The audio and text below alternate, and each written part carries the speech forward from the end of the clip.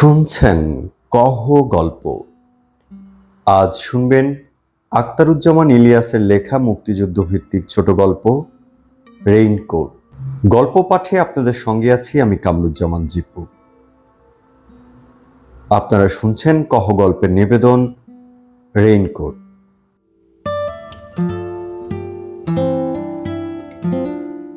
ভোর রাত থেকে বৃষ্টি, আহা বৃষ্টির ঝমঝম বল। এই বৃষ্টির মেয়াদ আল্লাহ দিলে পুরো 3 দিন, কারণ শনিতে 7 মঙ্গলে 3 আর সব দিন দিন। এটা জেনারেল স্টেটমেন্ট, স্পেসিফিক ক্লারিফিকেশনও আছে। যেমন মঙ্গলে ভোর রাতে হইল শুরু, 3 দিন মেঘের গুরু গুরু। তারপর বুধের সকালে নামলো জল, বিকালে মেঘ কয় এবার চল। বৃহস্পতি শুক্র কিছু বাদ নাই, কিন্তু এখন ভুলে গেছে। যেটুকু মনে আছে, পুরো বেড কাভারের নিচে গুটিসুটি মেরে শুয়ে আর এক পশলা ঘুমিয়ে নেওয়ার জন্যেই তাই যথেষ্ট।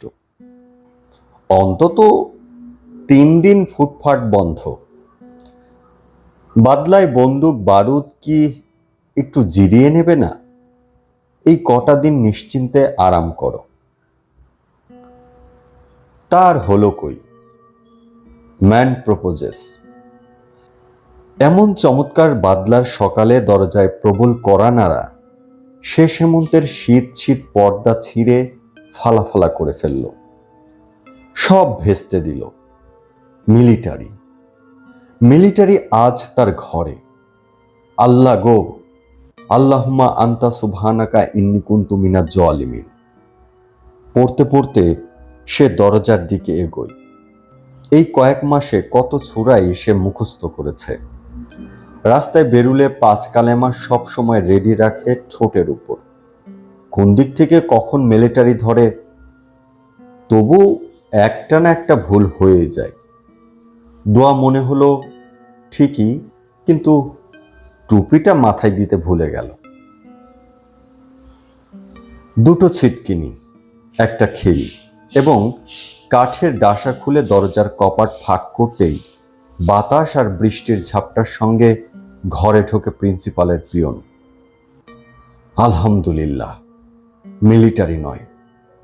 পিয়নকে জড়িয়ে ধরে চুমু খেতে ইচ্ছে করছে, কিন্তু লোকটার চিনচিনে গলা গম্ভীর স্বরে হাঁকে।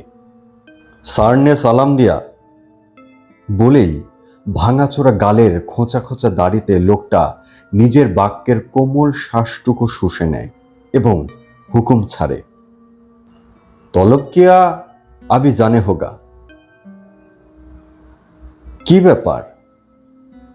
বেশি কথা বলার সময় নাই। কলেজের দেয়াল ঘেঁষে কারা বোমা ফাটিয়ে গেছে গত রাতে। মানে? मिस्क्रियन लोग इलेक्ट्रिक ट्रांसफार्मर तोड़ दिया और अब से जाने का टाइम प्रिंसिपल साहब का कोठे में ग्रेनेड फेंका, गेट तोड़ गया। ভয়াবহ কাণ্ড। ইলেকট্রিক ট্রান্সফরমার তো কলেজের সামনের দেয়াল ঘেঁষে, দেয়ালের পর বাগান, টেনিস লন, তারপর কলেজের দালান। মস্ত দালান পার হয়ে ফুটবল ও ক্রিকেট খেলার মাঠ পেরিয়ে একটু বাঁ দিকে প্রিন্সিপালের কোয়ার্টার, এর সঙ্গে মিলিটারি ক্যাম্প। কলেজের জিমনেশিয়ামে এখন মিলিটারি ক্যাম্প। প্রিন্সিপালের বাড়ির গেটে বোমা ফেলা মানে মিলিটারি ক্যাম্প অ্যাটাক করা। এর সামনের দেয়ালে বোমা মেরে এতটা পথ ক্রস করে গেল কি করে? সে জানতে চায়। कैसे? প্রিন্সিপালের পিয়ন জানবে কি করে? ও আপ হি কহ সকতা। মানে সেই বা বলবে কি করে? পিয়ন কি তাকে মিসক্রিয়ান্টদের লোক ভাবে নাকি? তার মাথাটা আপনা আপনি নিচু হলে মুখ দিয়ে পানির মতো গড়িয়ে পড়ে। ইসাক মিয়া বঠিয়ে চাটা খায়ে, আমার এই 5-7 মিনিট লাগেগা। নেহি। নাস্তার আমন্ত্রণ ফিরিয়ে দিয়ে ইসাক বলে, আব্দুস সত্তার मिर्धा का घर जाने होगा। आप अभी आए? एक कर्नल साहब पहुंच गया। सब प्रोफेसर को इतला दिया। फौरन आए। কর্নেলের নেতৃত্বে মিলিটারির হাতে কলেজটা এবং তাকেও ন্যস্ত করে ইসাক বেরিয়ে যায়। রাস্তায় ঘর ঘর করতে থাকা বেবি ট্যাক্সির গর্জন তুলে সে রওনা হলো জিওগ্রাফির প্রফেসরের বাড়ির দিকে। ইসাক নিজেই এখন মিলিটারির কর্নেল বললেও চলে। তবে ভোরবেলা কলেজের ভেতরে কর্নেল খোদ চলে আসায় সে হয়তো ডিমোটেড হয়েছে লেফটেন্যান্ট কর্নেলে, আরও নিচেও নামতে পারে, কিন্তু ক্যাপ্টেনের এদিকে তাকে ঠেলা মুশকিল। মিলিটারির প্রাদুর্ভাবের পর থেকে তাকে দেখে কলেজের সবাই তটস্থ। এপ্রিলের শুরু থেকে সে বাংলা বলা ছেড়েছে। কোনকালে দাদা না পরদাদার ভাইরার মামু না কে যেন দিল্লিওয়ালা কোন সাহেবের খাস খানসামা ছিল, সেই সুবাদে দিনরাত এখন উর্দু বলে। যেতেই হবে। অসময়ের বৃষ্টিতে ভিজে তোমার হাঁপানির টানটা আবার। বউয়ের এসব সোহাগের কথা শুনলে কি তার চলবে? বউ কি প্রিন্সিপালের ধমকের ভাগ নেবে? এর উপর কলেজে কর্নেল এসেছে। কপালে আজ কি আছে আল্লাহই জানে। ফায়ারিং স্কোয়াডে যদি দাঁড় করিয়ে দেয় তো কর্নেল সাহেবের হাতে পায়ে ধরে ঠিক কপালে গুলি করার হুকুম জারি করানো যায় না। প্রিন্সিপাল কি তার জন্য কর্নেলের কাছে এই তদবিরটুকু করবে না? পাকিস্তানের জন্য প্রিন্সিপাল দিনরাত দোয়া দরুদ পড়ছে। সময় নাই, অসময় নাই, আল্লাহর দরবারে কান্নাকাটি করে এবং সময় করে কলিগদের গালাগালিও করে। এপ্রিল মাসের মাঝামাঝি প্রিন্সিপাল মিলিটারির বড় কর্তাদের কাছে সবিনয়ে নিবেদন করেছিল, পাকিস্তান যদি বাঁচাতে হয় তো সব স্কুল কলেজ থেকে শহীদ মিনার হটাও। এগুলো হলো পাকিস্তানের শরীরের কাঁটা। পাকিস্তানের পাকসাফ শরীরটাকে নীরব করতে হলে এসব কাঁটা উপড়াতে হবে। তা মিলিটারি ডক্টর আফাজ আহমদের পরামর্শ শুনেছে। গ্রামে গঞ্জে যেখানেই গেছে প্রথমেই কামান তাক করেছে শহীদ মিনারের দিকে। দেশের একটি কলেজে শহীদ মিনার আর অক্ষত নয়। তা প্রিন্সিপাল তাদের এত বড় একটা পরামর্শ দিল, আর সামান্য এক লেকচারকে গুলি করার সময় শরীরের আলতু ফালতু জায়গা বাদ দিয়ে কপালটা টার্গেট করার অনুরোধটা তার মানবে না? আবার প্রিন্সিপালকে সে এত সার্ভিস দিচ্ছে, তার কলিগের সাব অর্ডিনেটের জন্যে এতটুকু করবে না? প্যান্টের ভেতর পা গলিয়ে দিতে দিতে সে শোনে রান্নাঘর থেকে বউ বলছে, তাড়াতাড়ি চলে এসো, বৃষ্টি শুরু হওয়ার আগে মিরপুর ব্রিজের দিক থেকে গুলির আওয়াজ আসছিল, কখন কি হয়। এসব কথা এখন বলার দরকারটা কি? রেডিও টেলিভিশনে হরদম বলছে সিচুয়েশন নর্মাল, পরিস্থিতি স্বাভাবিক, দুশ্মনকে সম্পূর্ণ কবজা করা গেছে, মিসক্রিয়েন্টরা সব খতম, প্রেসিডেন্ট দেশে গণতন্ত্র ফিরিয়ে দিতে বদ্ধপরিকর। কিছুদিন বাদে বাদে তার ভাষণ শোনা যায়, our ultimate aim remains the same, that is to hand over power to the elected representatives of the people. সবই তো নর্মাল হয়ে আসছে। Bangali, I mean east Pakistani governor, মন্ত্রীরা ইস্ট পাকিস্তানি, সবই তো স্বাভাবিক। এখন বউ তার এসব বাজে কথা বলে কেন? ইস, আসমাকে নিয়ে পারা যায় না। এই বৃষ্টিতে শুধু ছাতায় কুলাবে না গো। বউয়ের আরেক দফা সোহাগ শোনা গেল, তুমি বরং মিন্টুর রেইনকোটটা নিয়ে যাও। ইস, আবার মিন্টু।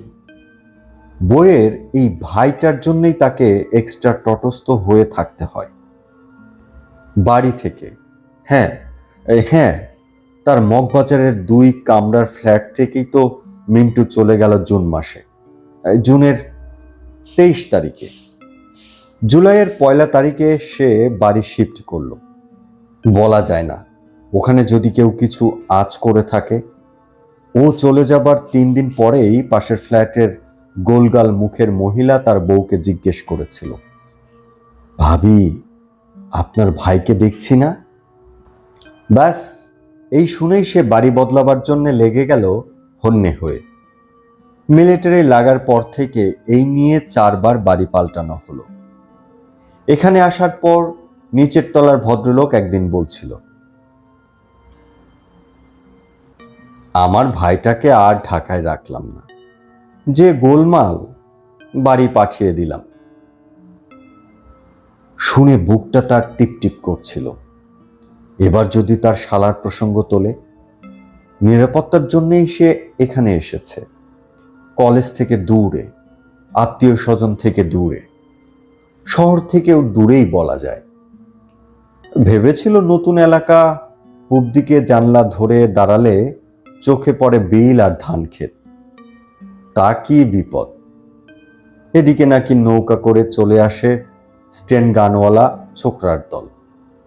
এদিককার মানুষ চোখে খালি নৌকা দেখে, নৌকা ভরা অস্ত্র। এর উপর বউ যদি মিন্টুর কথা তোলে তো অস্ত্র ঢুকে পড়ে তার ঘরের মধ্যিখানে। মিন্টু যে কোথায় গেছে তা সেও জানে, তার বউও জানে। কিসিঞ্জার সাহেব বলেছে, এসব হলো পাকিস্তানের ইন্টারনাল অ্যাফেয়ার। মানুষ মেরে সাফ করে দেয়, বাড়িঘর, গ্রাম, বাজার হাট জ্বালিয়ে দিচ্ছে, কারো কোনো মাথা ব্যথা নেই। এসব হলো ইন্টারনাল অ্যাফেয়ার। না না, এ ধরনের ভাবনা ধারের কাছে ঘেঁষতে দেওয়াও ঠিক নয়। নিচের ফ্ল্যাটে থাকে ওয়েল্ডিং ওয়ার্কশপের মালিক, তার শ্বশুর নিশ্চয়ই সর্দার গোছের রাজাকার।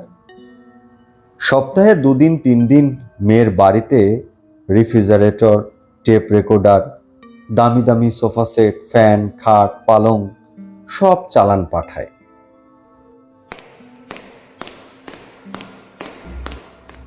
দেখি তো ফিট করে কিনা।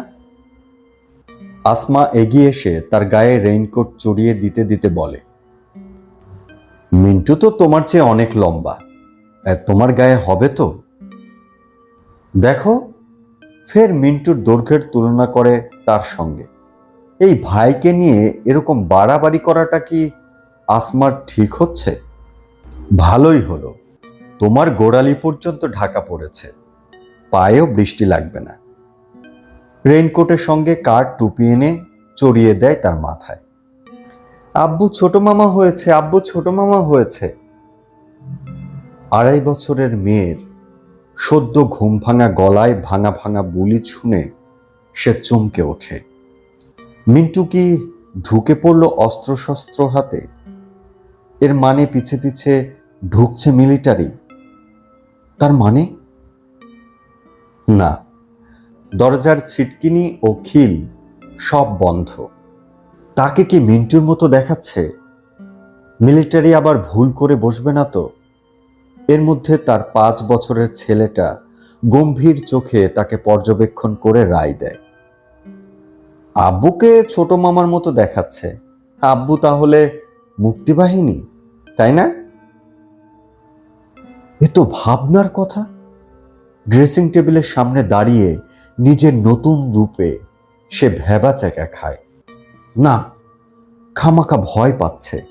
বৃষ্টির দিনে রেইনকোট গায়ে দেওয়াটা অপরাধ হবে কেন? মিলিটারির কি আর বিবেচনা বোধ নাই? প্রিন্সিপাল ডক্টর আফাজ আহমদ ঠিকই বলে, শোনেন, মিলিটারি যাদের ধরে মিছিমিছি ধরে না। সাবভার্সিভ অ্যাক্টিভিটিজের সঙ্গে তারা সামহাও অর আদার ইনভলভড।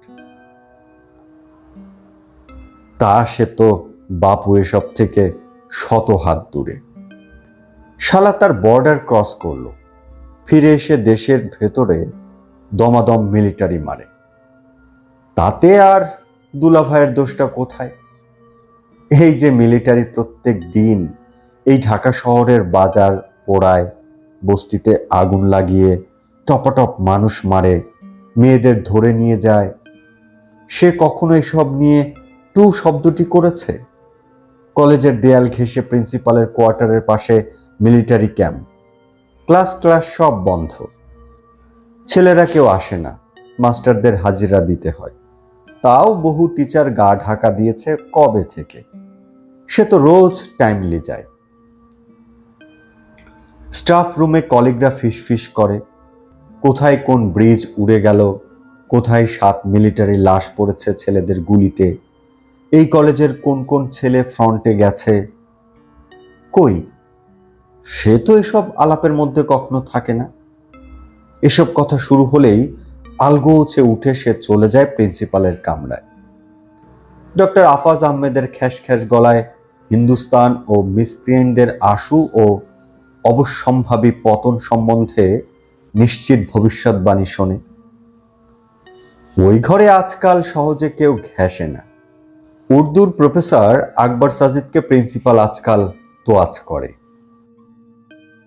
মিন্টুর ফেলে যাওয়া নাকি রেখে যাওয়া রেইনকোটে ঢোকার পর থেকে তার পা শিরশির করছে, আর এক মুহূর্ত দাঁড়িয়ে থাকা যাচ্ছে না। প্রিন্সিপাল তাকে ডেকে পাঠিয়েছে সেই কখন। রাস্তায় একটা রিক্সা নাই, তার রিক্সার পরোয়া সে এখন করছে না। রেইনকোটের ভেতরে হাঁটতে হাঁটতে বাস স্ট্যান্ড যেতে তার কোনো অসুবিধাই হবে না। রেইনকোটের উপর বৃষ্টি পড়ছে অবিরাম, কি মজা, তার গায়ে লাগে না একটি ফোঁটা। টুপির বারান্দা বেয়ে পানি গড়িয়ে পড়লে কয়েক ফোঁটা সে চেটে দেখে। ঠিক পানসে স্বাদ নয়, টুপির তেজ কি পানিতেও লাগলো নাকি? তাকে কি মিলিটারির মতো দেখাচ্ছে? পাঞ্জাব আর্টিলারি, না বালুচ রেজিমেন্ট, না কমান্ডো ফোর্স, নাকি প্যারামিলিটারি, না মিলিটারি পুলিশ? ওদের তো এক এক গোষ্ঠীর এক এক নাম, এক এক সুর, এক এক সুরত। তার রেইনকোটে তাকে কি নতুন কোনো বাহিনীর লোক বলে মনে হচ্ছে? হোক, সে বেশ হনহন করে হাঁটে। শেষ হেমন্তের বৃষ্টিতে বেশ শীত শীত ভাব, কিন্তু রেইনকোটের ভেতরে কি সুন্দর ওম। মিন্টুটা এই রেইনকোট রেখে গিয়ে কি ভালোই যে করেছে। এটা নিতে ছোড়াটা যে কবে ফেরে। আহা, এই তুমুল বৃষ্টির মধ্যে ছেলেটা কোথায় কোন নদীর তীরে ওত পেতে বসে রয়েছে। হয়তো পাকিস্তানি সেনাবাহিনীর একটি প্লাটুন গ্রাম জ্বালিয়ে 100-2 মানুষ মেরে লাশগুলোকে ফেলে জিপে করে নিয়ে যাচ্ছে জ্যান্ত জোয়ান মেয়েদের।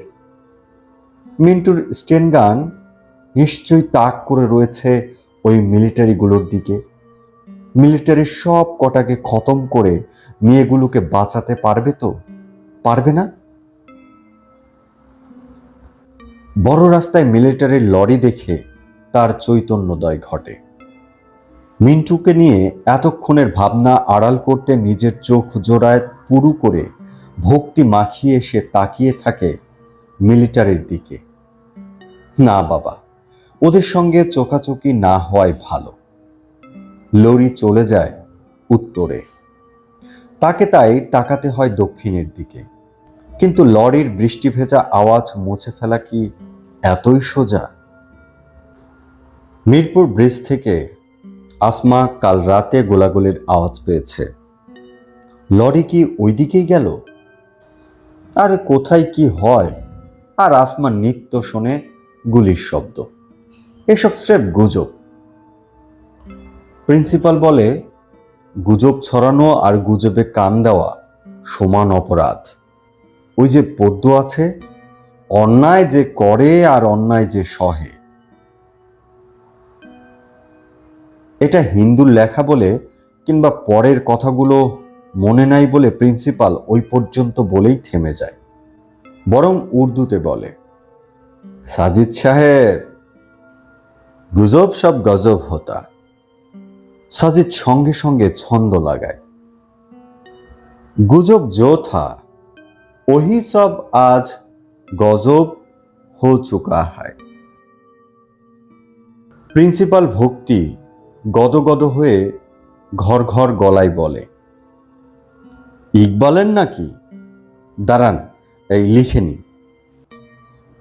আকবর সাজিদ বাধা দেয়, তওবা, ইকবালের কেন হবে? গুজব তো বাংলা কথা হলো, উর্দু মে ইসকো। প্রিন্সিপালের তর্স হয় না, এটাই ভালো। আপনি বলেন, আমি লিখে নিই। অনুপ্রাসটি রাখার খাতিরে সাজিদ গুজবের উর্দু প্রতিশব্দ ব্যবহার করে না। এর সঙ্গে সে আবৃত্তি করে পরের লাইনটি, আর্মি কে আরমানপুরে হো চুকে হায়। মানে মানে হলো আর্মির ইচ্ছা ফুলফিল হয়েছে। বলতে বলতে সাজিদ আরো চরণ তৈরি করে, হাত পা নেড়ে সে পুরো কবিতাটি আবৃত্তি করে। গুজব जो था वही सब आज गुजब हो चुका है, आर्मी के अरमान पूरे हो चुके हैं। अल्लाह एक, रसूल एक, पाकिस्तान भी एक, इसे जिसको ईमान नहीं ओ नालायक, कुचल दो उस गद्दार को जहां भी मिले, पाकिस्तानी फौज का भी পিছে না হিলে। স্টাফ রুমে এসে সাজিদ বলে, প্রিন্সিপাল যদি এটা কোনো মেজর কি কর্নেলকে শোনায় তো তার শাস্তি হবে। মিলিটারি বলবে, তুম মজাক কর রাহা। তার কলিগরা চুপ করে থাকে। সাজিদের সামনে এখন কেউ এসব নিয়ে কথা বলতে চায় না। এমনকি তার বন্ধু হিস্ট্রির আলী কবিরও একটু এড়িয়ে চলে। ওদিকে নিজের কামরায় বসে খাস পিয়নো ইসহাকের সামনে প্রিন্সিপাল বাংলা হরফে লেখা এই উর্দু পদ্যটি বারবার আবৃত্তি করে এবং কয়েকদিনের মধ্যে এটিকে স্বরচিত বলে ভাবতে শুরু করে। আবৃত্তি করার সময় সুখে ও ভক্তিতে তার চোখ জোড়া বুজে বুজে আসে। রেইনকোটে বৃষ্টির জলতরঙ্গ বাজে ওই কবিতার ছন্দে এবং হঠাৎ করে তার মনে হয় প্রিন্সিপাল হয়তো কর্নেলকে ওটাই আবৃত্তি করে শোনাচ্ছে। গুজবের উর্দু প্রতিশব্দ জানতে চেয়ে জবাব না পেয়ে কর্নেল যদি হঠাৎ করে চটে যায়। উর্দুর প্রফেসর আকবর সাজিদ সেনাবাহিনীর তৎপরতা নিয়ে নানা রকম ঠাট্টা মশকরা করে। জিওগ্রাফির আব্দুস সাত্তার মৃধা ফিসফিস করে বলে, নিজের মাতৃভাষাকে বর্মের মতো ব্যবহার করে লোকটা নিশ্চয়ই মিসক্রিয়েন্টদের হয়ে কাজ করছে। আবার ইংরেজির খন্দকার একদিন সবাইকে হুঁশিয়ারি করে দেয়, ওর কথায় সবাই সায় দেবেন না, ও আসলে এইসব বলে আপনাদের অ্যাটিটিউডটা জানতে চায়, বেটা নির্ঘাত আর্মির লোক। তা আকবর সাজিদ কয়েকদিন হলো একটু চুপচাপই থাকে। স্টাফ রুমে সে বসলে সবাই উসখুস করে। আবার প্রিন্সিপালের কামরায় যেতেও তার ভালো লাগে না।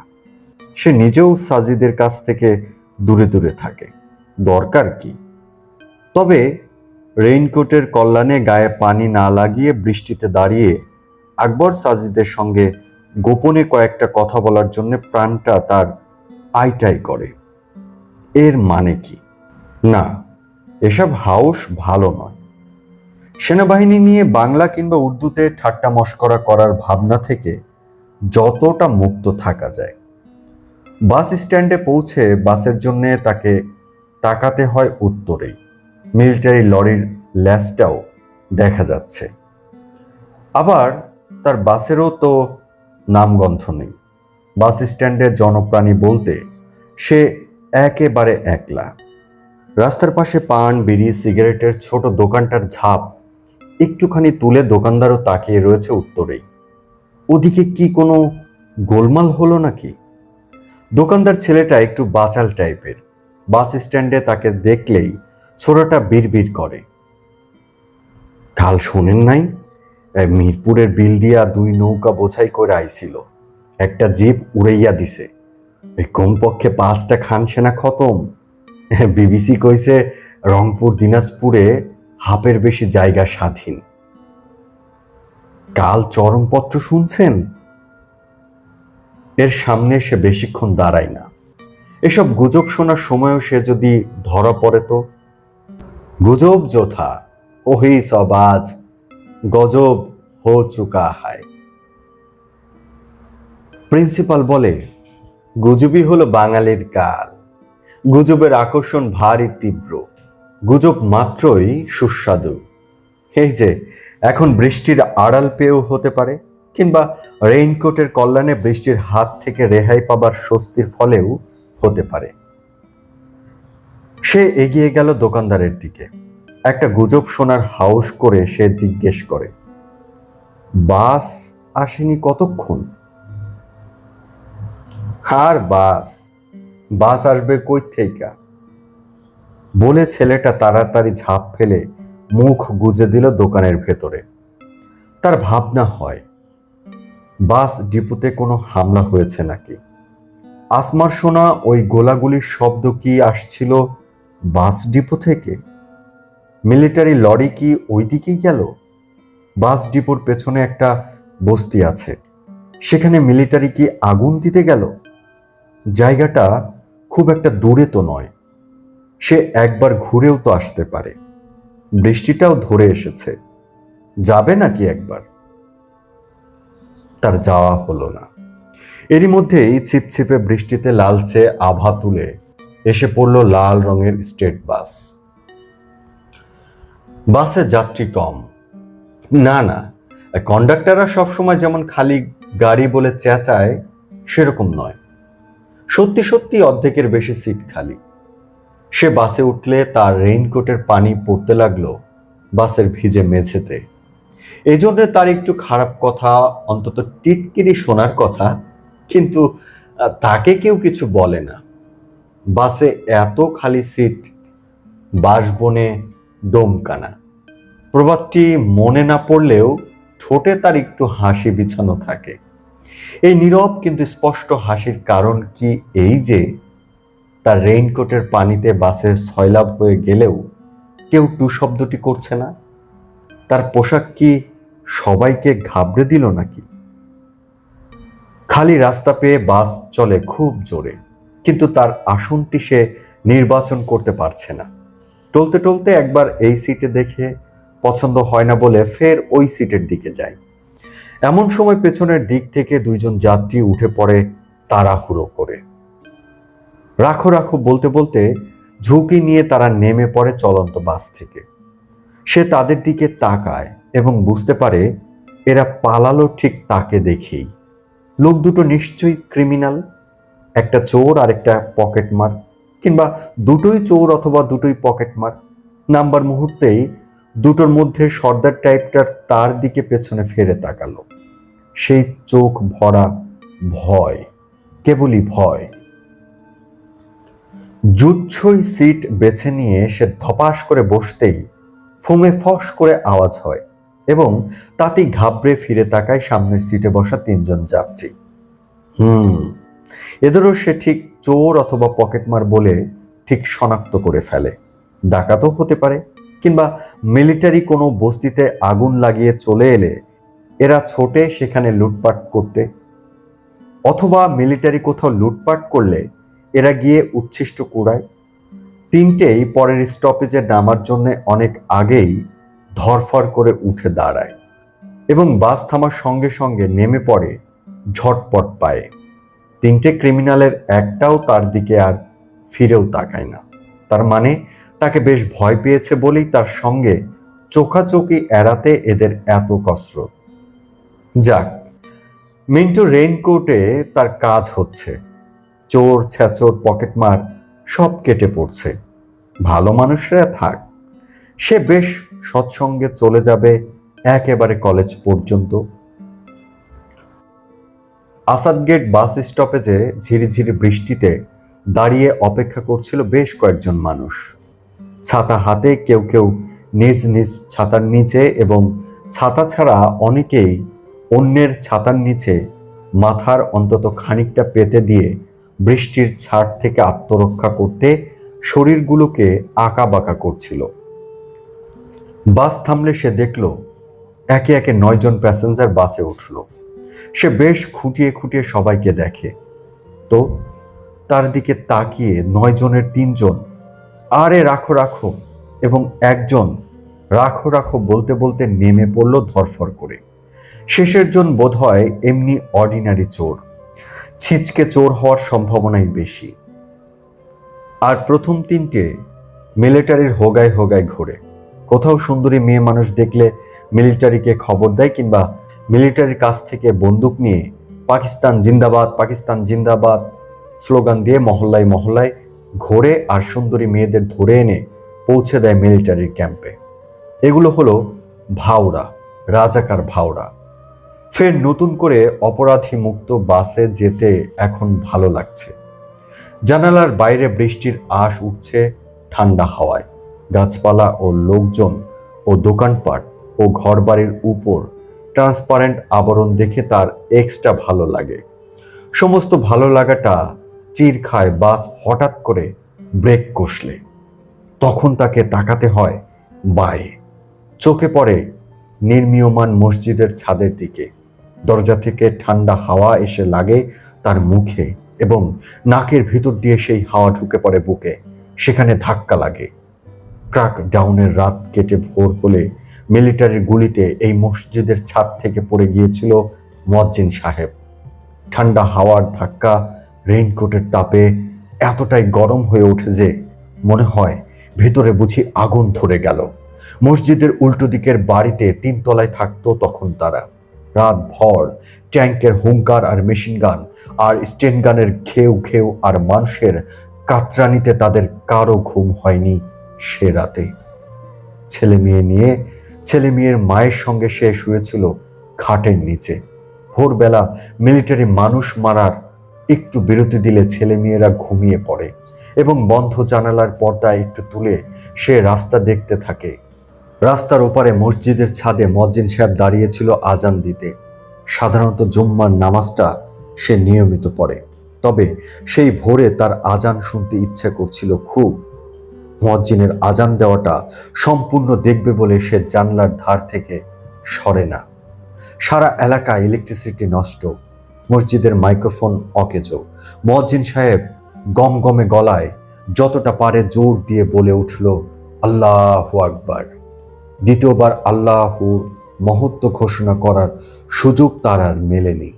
এর আগেই সম্পূর্ণ অন্যরকম ধ্বনি করে লোকটা পড়ে যায় রাস্তার উপর। সেদিন সকালে বৃষ্টি ছিল না। আজ বৃষ্টির সকালে মিলিটারি কি ওই দৃশ্যের পুনর্গঠনের পায়তারা করছে? এখন তো কোনো নামাজের ওয়াক্ত নেই, তবে আজান দেওয়া হবে কি করে? এরা বোধহয় যে কোনো সময়কে নামাজের ওয়াক্ত ঘোষণা করে নতুন হুকুম জারি করেছে। মিলিটারি এখন যাবতীয় গাড়ি থামাচ্ছে, গাড়ির প্যাসেঞ্জারদের নামিয়ে দাঁড় করিয়ে দেয় রাস্তার ধারে। আরেক দল মিলিটারি স্টেন গান তাক করিয়ে রেখেছে এই মানুষের শাড়ির উপর। অন্য একটি দল ওইসব লোকের জামা কাপড় ও শরীরের গোপন জায়গাগুলো তল্লাশি করে। মিলিটারি যাদের পছন্দ করছে তাদের ঠেলে দিচ্ছে পেছনে দাঁড়ানো একটা লরির দিকে।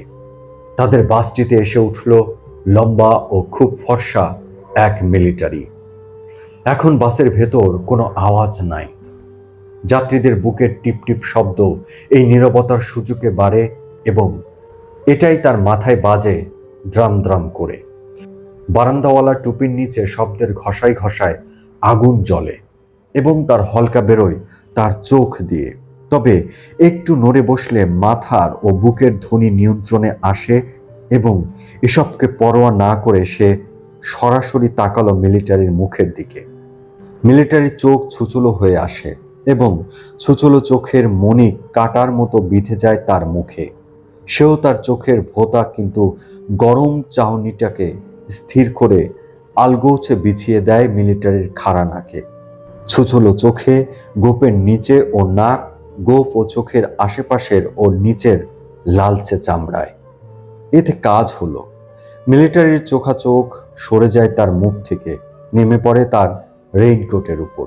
মনে হয় রেইনকোটের পানির ফোঁটাগুলো লোকটা গুনে গুনে দেখছে।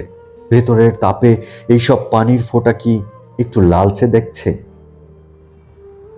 পানির দেশে মানুষ মারতে এসে পানির ফোঁটা দেখে মিলিটারির এত থ মেরে যাবার কি হলো? লোকটা কি এগুলোতে রক্তের চিহ্ন দেখে? রেইনকোটের বৃষ্টির ফোঁটা গোনাগুনতি সেরে মিলিটারি হঠাৎ বলে, আগে বাড়ো। বাস হঠাৎ স্টার্ট দিয়ে কয়েক পা লাফিয়ে আগে বাড়ে এবং যাত্রীদের স্বস্তির নিঃশ্বাসের ধাক্কায় অতিরিক্ত বেগে ছুটে পার হয়ে যায় ঢাকা কলেজের গেট। নিউ মার্কেটের সামনে এসে পড়লে সে উঠে দাঁড়ায় এবং হুকুম করে, রাখেন, নামবো।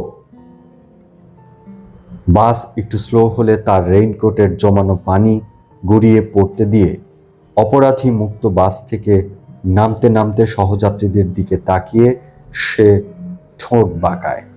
এতে তার সামনের সারির দাঁতও কেলিয়ে পড়ে। যারা দেখেছে তারা তার সেই ভঙ্গিটিকে ঠিক হাসি বলে শনাক্ত করতে পেরেছিল বলে তার ধারণা হয়। প্রিন্সিপালের কামরায় প্রিন্সিপালের সিংহাসন মার্কা চেয়ারে বসে রয়েছে জাদ্রেল টাইপের এক মিলিটারি পান্ডা। তার ভারিক্কি মুখ থেকে অনুমান করা যায় পান্ডাটি কর্নেল কিংবা মেজর জেনারেল অথবা মেজর বা ব্রিগেডিয়ার। তাকে দেখে প্রিন্সিপালের কালো মুখ বেগুনি হয়। Doctor Afaz Ahmad MSc PhD EPSES হওয়ার চেষ্টা করতে করতে স্যার বলে, he is professor Nurul Huda. কিন্তু doctor Afaz Ahmad MSc PhD নিজের ভুল সংশোধন না করে পারে না। Sorry, he is not a professor, a lecturer in chemistry. Shut up. এবার প্রিন্সিপাল থামে। তাকে এবং আব্দুস সাত্তার মৃধাকে নিয়ে মিলিটারি জিপে তোলার আগে জাদ্রেল কর্নেল বা ব্রিগেডিয়ার প্রিন্সিপালকে কড়া গলায় বলে, সেনাবাহিনীকে নিয়ে মজা করে শায়েরি করা খুব বড় অপরাধ। এবার তাকে ছেড়ে দেওয়া হলো, তবে কড়া ওয়াচে রাখা হবে। উর্দুর প্রফেসর আকবর সাজিদের দোহাই পেরে প্রিন্সিপালের সুবিধা হয় না। নুরুল উদ্বিগ্ন হয়। সাজিদ সাহেব যদি পালিয়ে না থাকে তো তার কপালে যে কি আছে তা জানে এক আল্লাহ আর জানে এই মিলিটারি। তাদের দুজনের চোখ বেঁধে দেওয়া হয়েছিল। জিপ চলছিল একে বেঁকে। মস্ত উঁচু একটা ঘরে তাদের এনে ফেলা হলো। চোখ খুলে দিলে সে আব্দুস সাত্তার মৃধাকে দেখতে পায় না। জায়গাটাও একেবারে অচেনা। একটা ডেক চেয়ারে সে যে কতক্ষণ বসে থাকলো তার কোনো হিসাব নেই। তার সামনে একটা চেয়ারে এসে বসলো এক মিলিটারি। তাকে ইংরেজিতে নানান প্রশ্ন করে। সে জবাব দেয়। লোকটা চলে গেলে তাকে অন্য ঘরে নিয়ে ফের অন্য একটা লোক এসে তাকে প্রশ্ন করে এবং সে জবাব দেয়। প্রশ্নগুলো প্রায় একই রকম এবং তার উত্তরেরও হেরফের হয় না। যেমন কিছুদিন আগে তাদের কলেজে কয়েকটা লোহার আলমারি কেনা হয়েছে। ওগুলো বয়ে নিয়ে এসেছিল কারা? সে জবাব দেয়, ঠিক। অফিসের জন্য 3টে, বোটানি, হিস্ট্রি, জিওগ্রাফি ডিপার্টমেন্টের জন্য 2টো করে এবং ইংরেজির জন্য 1টা। সর্বমোট 10টি আলমারি কলেজে নিয়ে আসা হয়েছে। এত কথা বলার দরকার নাই তার। ওই আলমারিগুলো নিয়ে আসা হয় কয়েকটা ঠেলাগাড়ি করে। ঠেলাগাড়িওয়ালাদের তো সে ভালো করেই চেনে। নুরুল হুদা জবাব দেয়, তাদের সে চিনবে কোত্থেকে? তারা হলো কুলি, সে একজন লেকচারার। তাহলে সে তাদের সঙ্গে এত কথা বলছিল কেন? আদেশে সে আলমারিগুলোর স্টিলের পাতের ঘনত্ব, দেরাজের সংখ্যা ও আকার, তালাচাবির মান, রঙের মান প্রভৃতি পরীক্ষা করে দেখছিল।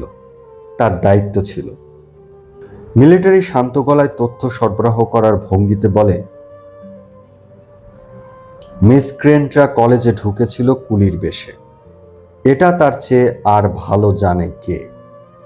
তারা আজ ধরা পড়ে নুরুল হুদার নাম বলেছে। তাদের সঙ্গে তার যোগাযোগ নিয়মিত। সে গ্যাংয়ের একজন সক্রিয় সদস্য। আমার নাম সত্যি বলেছে? আমার নাম বলেছে। নুরুল হুদার হঠাৎ চিৎকারে মিলিটারি বিরক্ত হয় না, বরং উৎসাহ পায়। উৎসাহিত মিলিটারি ফের বলে, কুলিরা ছিল ছদ্মবেশী মিসক্রিয়েন্ট। তারা কলেজের টিচারদের মধ্যে নুরুল হুদার নামই বলেছে। নুরুল হুদা অবাক হয়ে তাকিয়ে থাকে। তারা কি তাকে চেনে? কেমিস্ট্রি ডিপার্টমেন্টে আলমারি সাজিয়ে রাখার সময় এক কুলি দাঁড়িয়েছিল তার গা ঘেঁষে। তখন তো ঘোরতর বর্ষাকাল। ঢাকায় এবার বৃষ্টিও হয়েছে খুব। রাত দিন এই বৃষ্টি নিয়ে সে কি যেন বলেছিল। তাতে কুলিটা বিড়বিড় করে ওঠে, বর্ষাকালেই তো জুত। কথাটা দুবার বলেছিল। এর মানে কি? স্টাফ রুমে কি একদিন না দুদিন ফিসফিস করেছিল। বাংলার বর্ষা তো শালারা জানে না। রাশিয়ায় ছিল জেনারেল উইন্টার, আমাদের জেনারেল মনসুন। ওই ছদ্মবেশী ছেলেটা কি এই কথাই বুঝিয়েছিল? তার উপর তাদের এত আস্থা। উৎসাহে নুরুল হুদা এদিক ওদিক তাকায়। তার মৌনও মিলিটারিকে আরেকটু নিশ্চিত করে।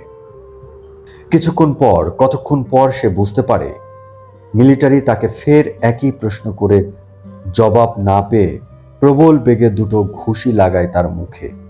প্রথম ঘুষিতে সে কাত হয়, দ্বিতীয় ঘুষিতে পড়ে যায় মেঝেতে।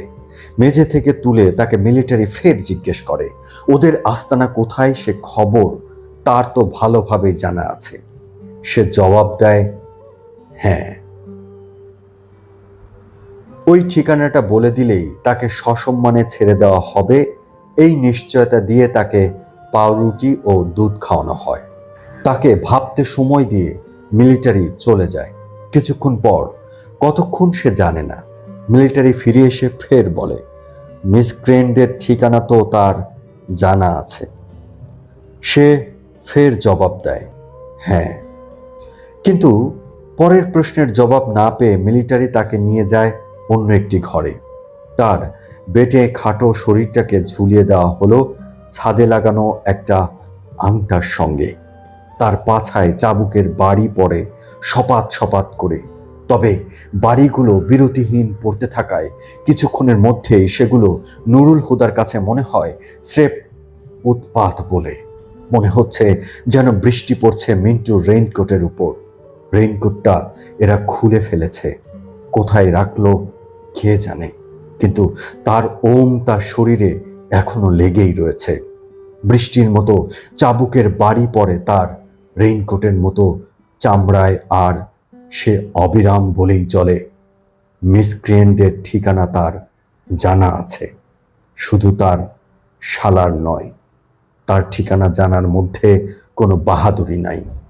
সে ছদ্মবেশী কুলিদের আস্তানাও চেনে, তারাও তাকে চেনে, এবং তার উপর তাদের আস্থাও কম নয়।